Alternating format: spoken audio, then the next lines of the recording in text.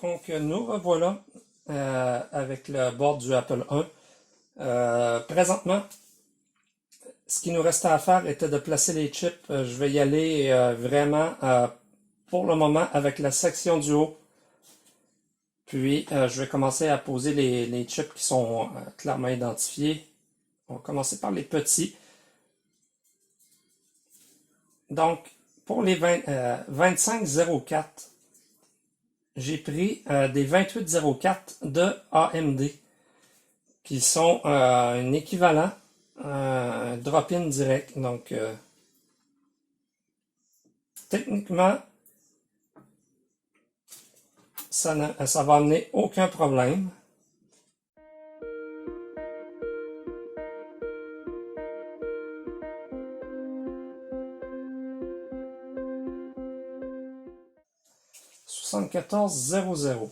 J'en ai un ici. Je tiens à préciser que ce que j'ai en remplacement, c'est pas du 7400, c'est du 74 LS00. L, c'est pour low power. Donc, c'est fort probable qu'une fois que j'ai rempli tout ce qui est ici, là, je vois beaucoup de chips 74 et compagnie. Ce que j'ai pris, c'est tout du low power. Donc, 2 ampères pour le board au complet, ça sera probablement plus vrai. Ça risque d'être beaucoup moins que ça. Donc, mon ampère risque d'en arracher pareil, mais 3 ampères devrait être amplement suffisant pour faire fonctionner le tout.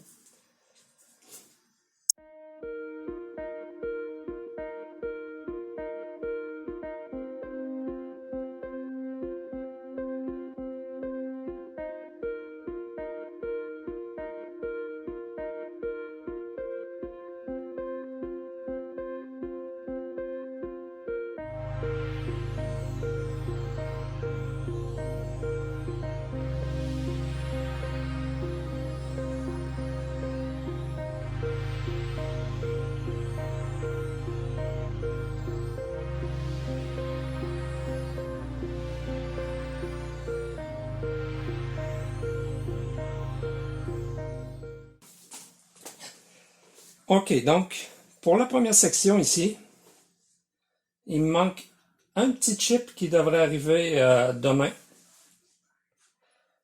Il me manque le 2519, qui est dans le fond un chiffre régisseur de 40 bits x 6. Puis, c'est ce que je parlais dans la dernière vidéo, qui vaut présentement une fortune. Puis, ce que je vais faire, hors caméra, je vais, avec un petit borne comme ça, je vais m'amuser à faire un équivalent pour le moment, qui va me permettre de tester le reste du circuit. Présentement, si je le fais rouler, il va falloir que je me fasse un câble, mais si je le fais rouler, je devrais avoir quelque chose à l'écran. Donc, j'organise de quoi et je vous reviens tout de suite. Voilà. Donc, nous voilà installés. Mon oscilloscope est là. La TV, on va l'allumer. Ben, la TV. C'est un moniteur qui se vendait pour les Apple II dans le temps. Donc, ça devrait faire très bien la job pour l'Apple I. Donc, toutes les chips sont là. J'ai un chip supplémentaire ici qui est nécessaire pour ce chip-là, normalement, pour fonctionner. Celui qui me manque, justement, mais on va quand même pouvoir vérifier le pinard si tout est beau. Là, on va faire le premier test. Je sais que mes voltages sont bons. Les chips sont toutes là. On va se croiser les doigts que tout est fonctionnel. Normalement, vu qu'il me manque mon chip ici, c'est lui qui contrôle quel caractère qui est affiché à l'écran. Donc, en le branchant, je vais avoir soit toutes des A commerciales ou soit le dernier caractère de la banque, que je me souviens pas c'est lequel, mais bref, je vais avoir un caractère qui est unique à l'écran. Donc, on va brancher pour le premier test run.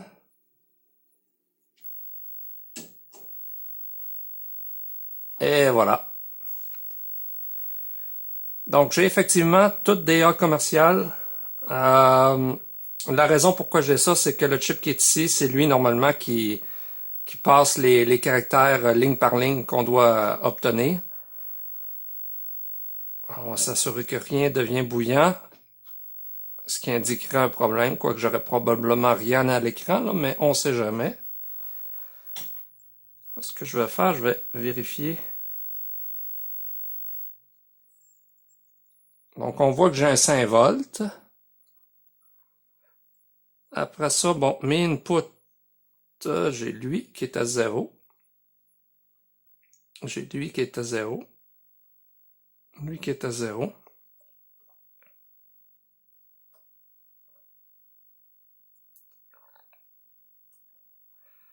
Je me souviens pas de tout, mais il me semble que... Ok, bon, j'ai... Le signal qui est ici, c'est pour dire quand est-ce qu'on reload une nouvelle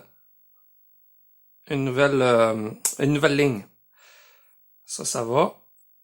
Après ça, j'ai un moins 12 volts qui est ici. J'ai mon clock.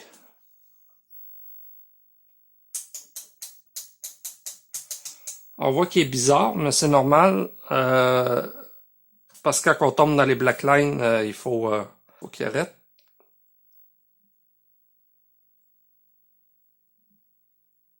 J'ai un moins 5 ici, qui est un peu bizarre comme signal.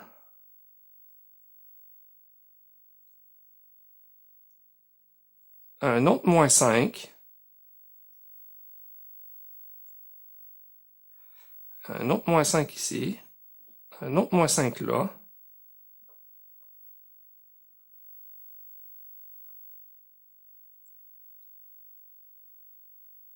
OK.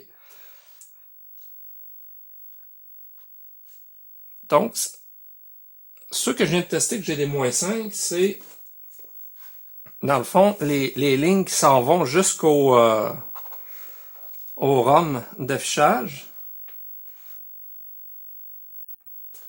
Si je regarde sur le plan, j'ai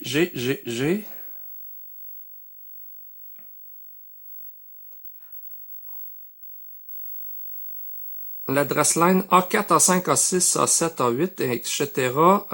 Par 17, 18, 19, 20, 21, 22.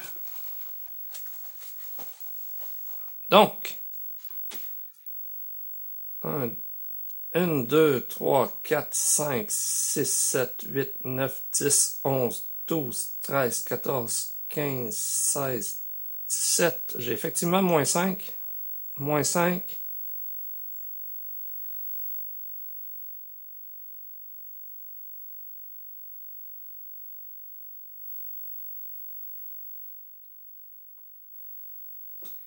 Je dirais pas que c'est surprenant. Je suis pas habitué avec ce style de ROM-là, mais considérant qu'il faut l'alimenter avec du moins 5, donc effectivement, il est probablement fait pour... puis du moins 12 aussi. Donc, il y a probablement des pinottes spéciales.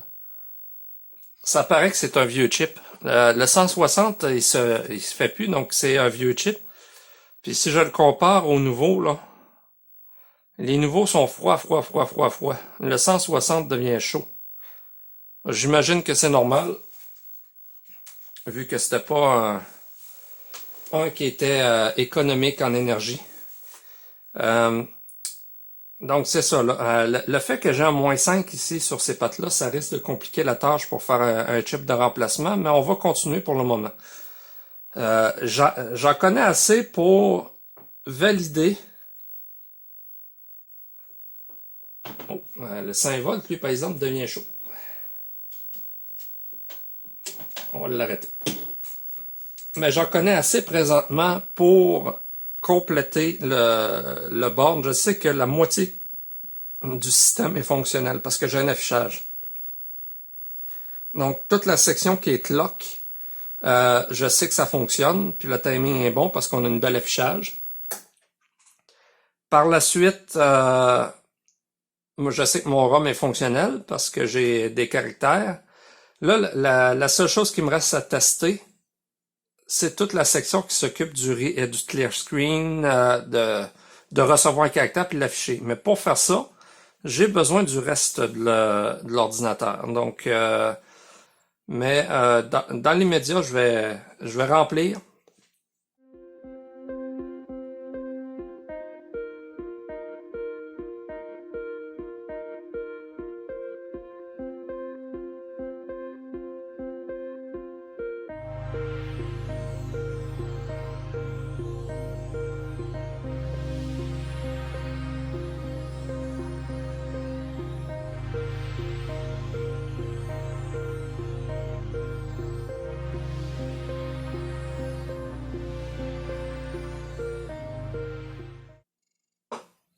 OK.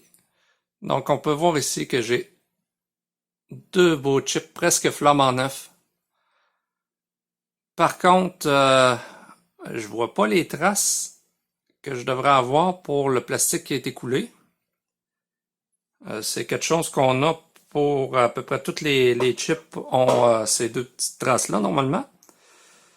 Autre chose, quand je regarde en dessous, une en Thaïlande, une à Singapour, le chip est pas mal magané. Mais le dessus est super beau.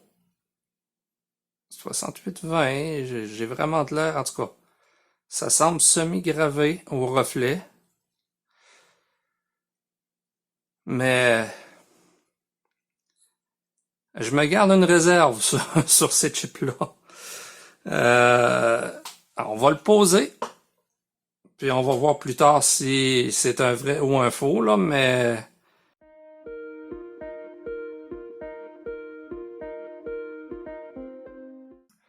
Donc tout ce qui me reste à cette étape-ci, c'est de programmer les deux ROM pour notre Apple 1. Je vais faire ça avec un peu de chance.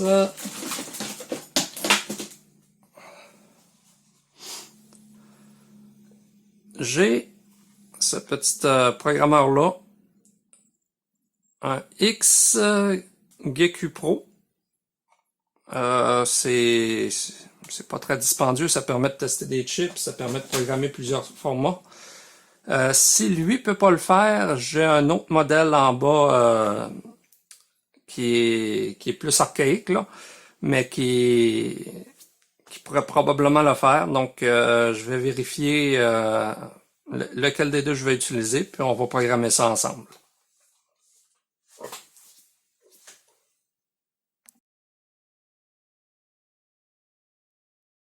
Bon, eh bien, nous revoilà plusieurs mois plus tard, à vrai dire à peu près 2 mois plus tard, pour un récapitulatif sur tout ce que j'ai eu à faire. J'ai pas enregistré, il y avait juste trop de problèmes. Ça m'a pris du temps à comprendre qu'est-ce qui se passait, puis à régler les troubles. Donc, ce que je vais faire là présentement, on va faire un récapitulatif des troubles qu'il y a eu. Qu'est-ce que j'ai fait pour corriger? Qu'est-ce qui reste à faire aussi dessus pour compléter, dans le fond, le setup? Ce fut une belle expérience, honnêtement. On se rend compte que la machine n'était pas ce qu'il y avait de plus stable au départ, ce qui aide pas toutes les chips de remplacement. Ça n'a vraiment pas aidé. Donc, je vais commencer par le fait que la vidéo était pas mal non fonctionnelle, en fait.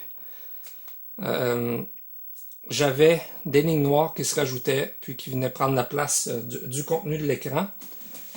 J'ai pensé au début à un problème de timing, parce que apparemment, bon, principalement, je vais tasser le filage ici, principalement dans les 74-161, le deuxième, lui ici, est généralement, apparemment, très sensible au timing. Si tout jamais on n'a pas le bon, ça va créer des problèmes. Donc j'ai pensé à ça au départ. Je me suis commandé plusieurs chips originales 161, mais je les ai toujours pas reçus. Par contre, le trouble a été réglé autrement. Donc, ça règle le cas. On n'est pas obligé d'avoir des pièces d'origine pour ceux-là. On peut y aller avec du 74-163 dans le LS. Pardon, on peut y aller dans le LS sans problème. Ce qui était la cause de mon problème, en fait, était plutôt les chips de remplacement que j'ai utilisés. Au lieu des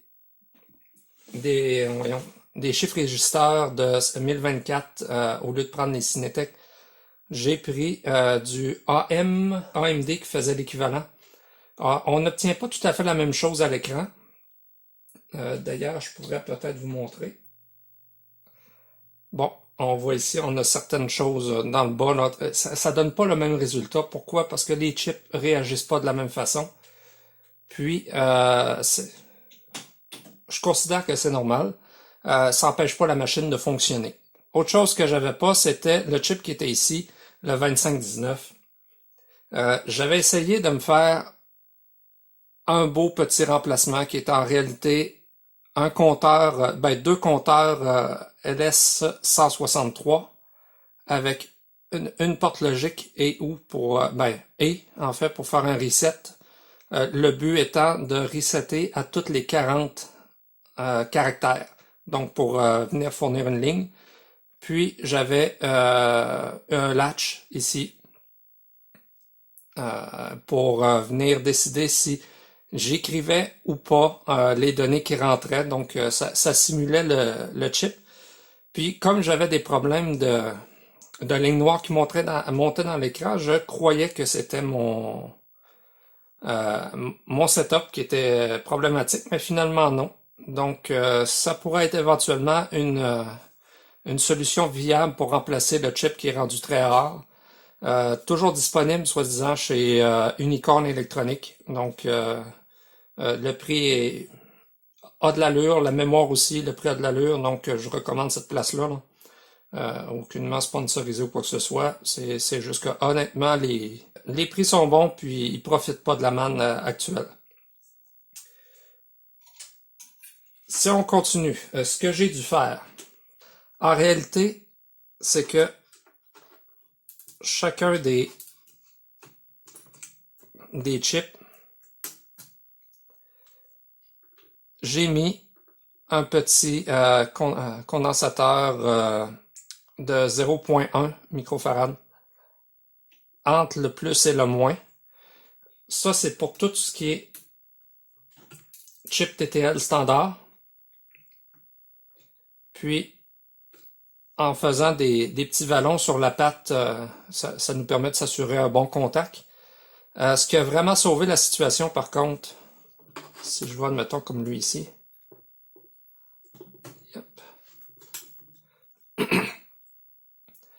C'est mes petits chips AMD. Entre le plus 5 et le moins 5, il faut vraiment mettre un condensateur. Sinon, il y a tellement de bruit, ça cause tellement de bruit, ces petits chips-là, sur la ligne de voltage, que ça causait des problèmes. La seule différence, lui il est tout seul, donc il a son propre, mais ceux qui sont en double, ils en ont rien qu'un entre la patte ici puis la patte de l'autre côté. Puis juste en faisant ça, ça leur réglé deux problèmes. Premier problème, c'est les lignes noires qui apparaissaient. Deuxième problème, j'avais l'impression que le CPU fonctionnait pas. J'avais pas le curseur, j'avais pas toujours le curseur en fait, l'inscription, l'envoi des données à l'écran marchait pas. Puis c'est lui ici qui en fait contient l'information à savoir s'il y a le curseur à cet endroit-là ou pas. Puis pour une raison X, un peu probablement comme pour les autres, l'apparition de lignes noires, l'information se perdait. Donc l'ajout a réglé le problème, puis à partir de là, ça s'est mis à bien fonctionner. Autre problème que j'ai eu. Mes mémoires que j'avais achetées sur AliExpress, je me les ai faites créditer, mais il n'y en a pas une qui était vraie, il n'y en a pas une qui marchait. C'était plutôt les pattes étaient soudées ensemble, je sais pas trop quoi. Il y avait un short interne sur à peu près toutes les pattes. Encore là, une icône électronique pour la mémoire. Il y en manque une ici. Je l'ai sur le côté. On va le voir tantôt pourquoi. Mes chips ont été programmés grâce à un Arduino. Donc, j'en ai fait une vidéo séparée. Si ça vous intéresse, vous pouvez aller la voir. C'est mon chip 1 et 2 que j'ai programmé avec un Arduino. Mon programmeur, j'avais pas d'autres programmeurs ici qui supportaient ces chips-là. Autre problème qu'on a ici, le timing sur le 74-123 est très important. C'est ce qui va déterminer si la mémoire s'écrit ou lit correctement. Donc, on va passer en revue comment fonctionner, comment faire l'ajustement. C'est pour ça que j'ai un beau potentiomètre de brancher dessus. Le 6820. Plutôt que de prendre puis de courir un 6820, d'ailleurs, j'ai reçu les miens de la Chine, j'étais un petit peu sceptique sur leur origine. Honnêtement, il fonctionne. Je suis surpris, mais je suis à peu près sûr que c'est quand même triché. Plus commun puis plus facile à obtenir, c'est le 6821, qui était une version améliorée du 6820, capable de gérer une plus grande capacité de courant sur les entrées-sorties. Donc, ça fonctionne très bien sur le système. Plus facile à trouver, moins dispendieux. Puis, mes copies chinoises, les versions chinoises que j'ai achetées, qui me semblent sablées et puis repeintes, sont probablement, je serais pas surpris que ça soit du 6821 en fait. Et donc, pour terminer, ah oui, autre chose que j'ai fait. Pour lui ici, là, la patte moins 12 et plus 12, moins 5 et plus 12 sur ce chip-là. Le chip d'origine en a besoin, mais celui-là ici, dedans, c'est marqué non connecté sur sa fiche. Par contre, avec un peu de mesure, je me suis rendu compte qu'une des pattes, la patte qui est branchée sur le moins 5, est supposément non connectée, mais lorsque je le branche, j'ai un moins 5 volts qui sort sur les pattes. On dirait qu'en réalité, c'est comme quand même branché à l'intérieur. Donc, ce que j'ai fait, j'ai replié la patte vers l'intérieur pour éviter de brancher le moins 5 volts, vu que le chip en a pas de besoin. Ça l'endommageait pas, mais je faisais rentrer une différence de voltage sur mon système quand même. Donc, pour éviter ce trouble-là, si vous le faites, là, ça coûte pas cher, juste replier la patte, puis je m'assure d'une meilleure stabilité, de ne pas introduire du bruit, puis d'éviter des dommages futurs au système. Pour la mémoire, ce que j'ai fait, 1 sur 2, dans le fond, a un condensateur de la patte 8 à 16, excusez. Puis 1 sur 2 a de 1 à 16. Donc, comme une espèce de loopback entre les deux, de manière à ce que le moins 5 et le plus 12 soient filtrés adéquatement. Honnêtement, en ajoutant tout ça, je suis passé d'une ligne en fait qui était vraiment ondulée, difficile à suivre, à quelque chose qui est pratiquement parfaitement droit. Donc ça aide beaucoup à la stabilité du système. Pour continuer les tests, puis faire l'ajustement, là, je vais avoir besoin d'un clavier homemade. J'aurais pu prendre un clavier de Apple II puis faire la conversion. Mais j'ai décidé d'y aller avec des switches Cherokee qui appellent, avec un assortiment de touches acheté sur AliExpress, puis un board que j'ai dessiné, puis fait faire sur JLPCB. C'était eux autres les moins chers pour cette fois-ci. J'alterne souvent entre JLC PCB puis PCBWay. On voit que j'ai quand même fait malheureusement 4 erreurs dessus, là, mais Bon, je ferai pas réimprimer pour le fun. Mais donc le principe est simple. J'ai un Arduino qui contrôle la majorité le scan des touches, l'envoi jusqu'au Apple 1. J'ai un petit chip qui sert pour le scan, en fait, sélectionner la ligne. J'ai 10 lignes par 8 sur la matrice. Donc, le chip ici me permet d'aller chercher 10 lignes en occupant juste 4 pattes sur l'Arduino. J'ai des touches ici qui sont directement reliées hardware sans passer par l'Arduino pour faire mon switch dans le fond clear screen puis reset. Ces deux-là aussi peuvent être reliés directement. Puis j'ai les F2, F3 qui sont logiciels, donc contrôlés par lui. Je vais pouvoir leur faire de quoi éventuellement en ajustant le programme. Comme exemple, taper une ligne de code complète pour faire une démo. Des choses comme ça, donc. On va procéder au branchement du clavier. Tu es capable, tu peux y aller. Excellent. Donc, on va compléter avec l'ajustement pour ajuster en fait ce que lui ajuste. Puis, ce qui fait que la 27 kΩ est pas forcément bon, c'est que tout dépend de notre condensateur pour faire le timing. Puis le timing est assez dur à avoir. Tout dépendant du processeur, en fait, plus le processeur a été fait tard dans les années, c'est-à-dire comme celui-là, c'est un 84, plus ça va être facile. Parce que plus il est rapide, plus il est capable d'envoyer faire son setup rapidement. Si on prend les premières générations, la fenêtre de précision se rétrécit quand même grandement.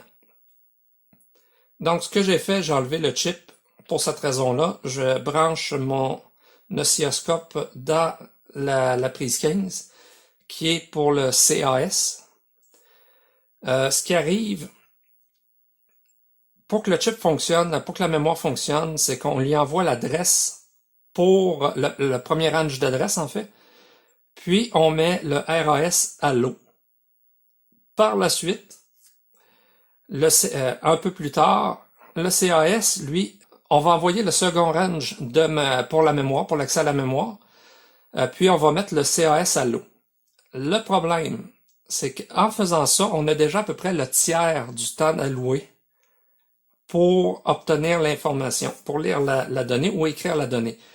Puis, un peu plus tard, on va dépasser la moitié du temps alloué juste pour obtenir la bonne information à la sortie.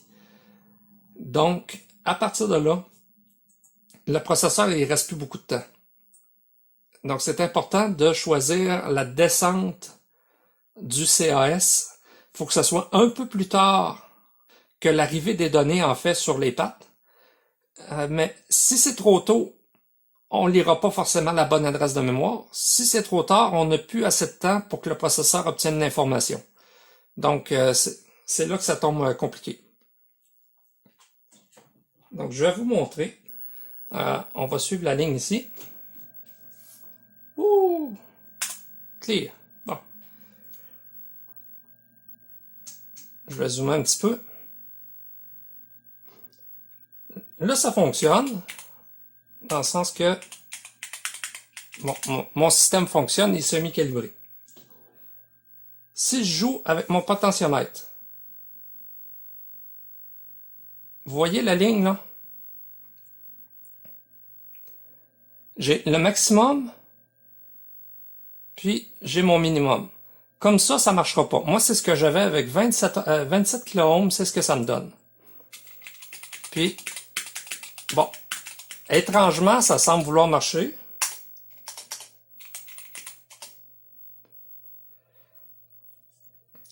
On a quand même une bonne fenêtre, là, mais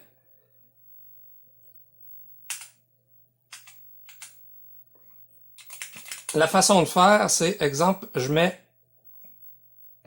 bon, le maximum dans ce cas-ci. Si je fais un reset, je vois que je plante.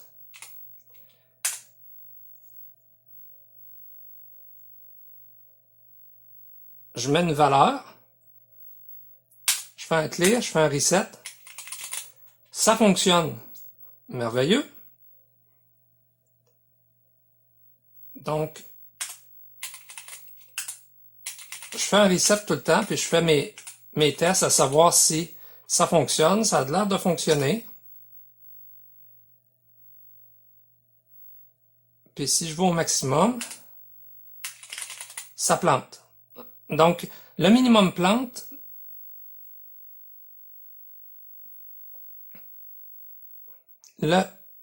un petit peu avant le minimum, le reset fonctionne, puis j'arrive à écrire. Mais je sais pas si vous avez vu, là, mais j'ai eu des enters qui sont faits pour le fun. Là. Puis là, je suis planté. Donc, même si ça semble vouloir marcher, je suis pas tout à fait correct. Faut que je laisse un petit peu plus de temps.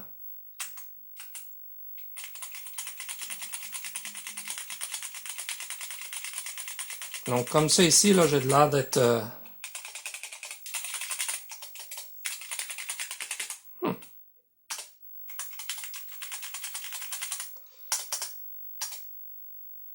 Ah, ben là, j'ai comme rentré une adresse, puis il a cru que je voulais y envoyer quelque chose, là, mais...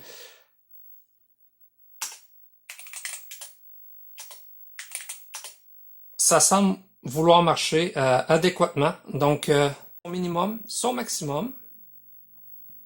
Puis, admettons, je viens me placer vraiment au bout comme j'étais, là.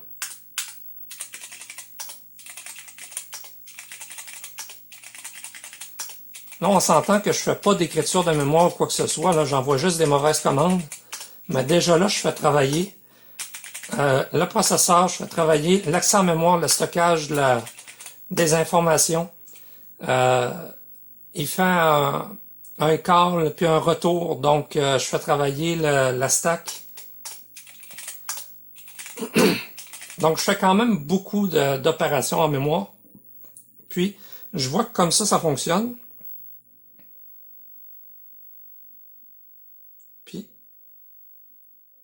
tantôt, quand j'étais comme ça fonctionnait aussi.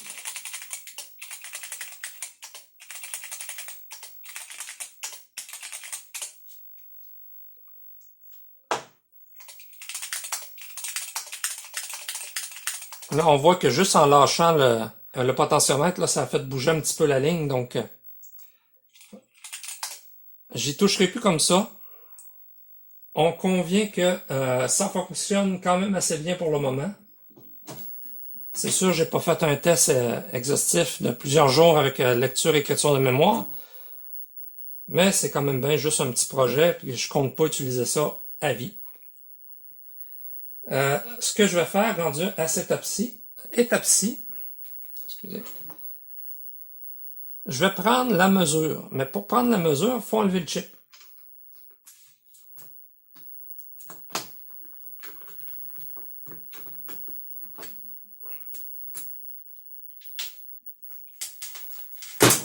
Oups, ça c'est moins bon.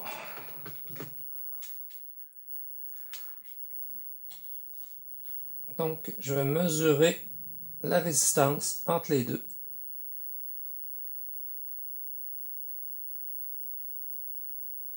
Voyez-vous, je suis à 15 ohms. Puis, je pouvais me permettre d'aller un petit peu plus haut. Je sais que mon 27 marcherait peut-être, mais j'étais limite. Donc, probablement qu'entre 15 et 25 ohms, ça serait parfait. Donc, mon 27 était pas loin, mais c'était pas le meilleur. Si j'aurais eu une des premières versions, ça aurait probablement pas marché du premier coup.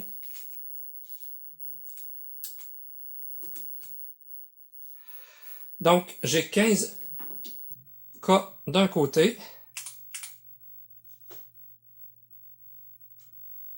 Et reviens ici, toi.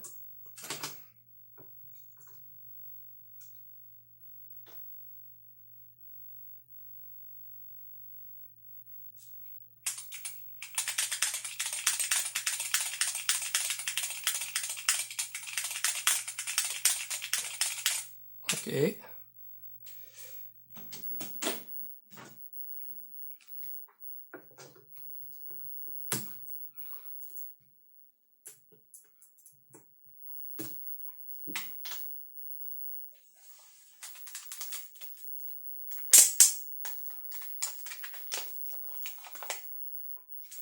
Et valeur numéro 2.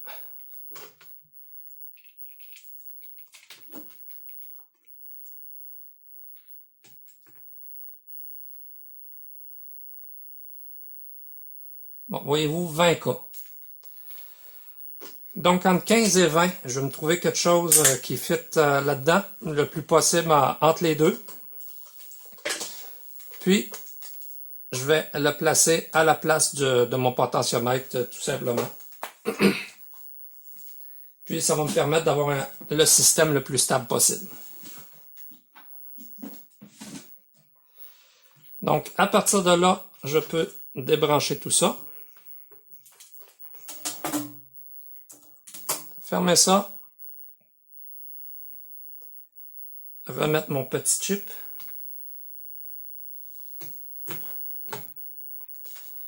Et ma mémoire. Puis comme j'ai quand même abusé de la patte de l'entrée, je vais onduler la patte de manière à donner une meilleure connexion.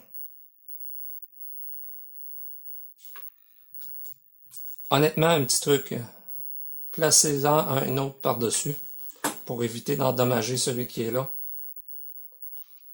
J'aurais dû le faire, je l'ai pas fait. Puis autant ça va me causer des problèmes plus tard. Mais rendu là, je changerai le socket.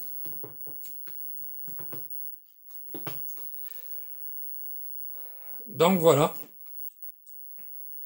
J'ai mes 4K de base, mes 4K supplémentaires. Puis si on regarde ici, dans le fond, j'ai fait toutes mes jumpages. J'ai mon F qui est mappé avec le Y, qui se trouve à être ma mémoire, mes proms. J'ai le Z qui est mappé avec le D, qui se trouve à être lui ici, en adresse D. J'ai les adresses E, qui sont mappées avec W, qui se trouve à être la mémoire ici.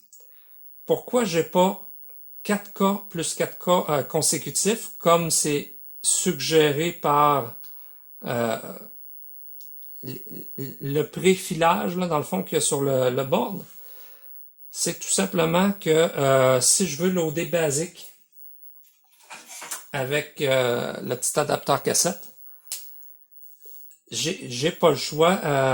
Microsoft Basic pour l'Apple 1 loadait dans les adresses 9, pas 9, excusez, E et plus. Donc, il faut vraiment que cette rangée-là soit mappée sur le E. Et puis le C est mappé sur le R, qui est ce que lui utilise. Donc, lorsque je vais le brancher, lorsque je vais vouloir exécuter une fonction dessus, je vais faire exécuter, dans le fond, ce qui est sur l'adresse C00 et etc. Par la suite, ben, dernière chose, le X et le 0 doivent être ensemble, mais ça prend absolument de la mémoire à l'adresse 0. Le processeur en a besoin, puis c'est là que le basique aussi va être exécuté. Donc, ça fait le tour pour cette belle conception qui fut complexe. Pendant un bout, je pensais que je n'allais pas y arriver. Mais finalement, est-ce que ça a été un bon choix de tout faire ça par moi-même? Considérant que le kit arrive généralement, coûte environ dans les 600 US de ce que j'ai vu dans les dernières ventes, pour avoir tous les chips déjà préfaits. Ça m'a quand même coûté à peu près la moitié de ça, juste en chip. Mais aussi juste au fait que j'avais plusieurs des chips en main déjà. Mais un 6502, c'est vraiment pas coûteux. En général, ce chip-là ici, bon, ça dépend de la disponibilité du moment, là, mais c'est quand même pas très coûteux. Lui est plus rare. Tesla en font, puis pas coûteux, on parle d'environ 3 piastres. Je pense que le challenge a été de essayer de trouver les éléments compatibles, et de 2, gérer l'instabilité du système à la base. Mais là, en ayant un paquet de pièces de remplacement comme ça, là, on tombe avec pas forcément des pièces qui étaient faites pour marcher ensemble, qui n'avaient pas des timings semblables. Et puis, je le recommande pas à tout le monde. Si vous voulez un bon challenge, vous connaissez de l'électronique, vous êtes prêt à passer, voyez-vous, moi, un bon 2 mois total pour la fabrication. On parle d'une heure et demie de soudage de composantes pour peut-être quoi, 4-5 jours de recherche pour essayer de trouver les pièces, attendre que ça arrive. Puis après ça, une bonne semaine de débogage pour essayer de vérifier qu'est-ce qui marche pas, pourquoi ça fait telle ou telle réaction.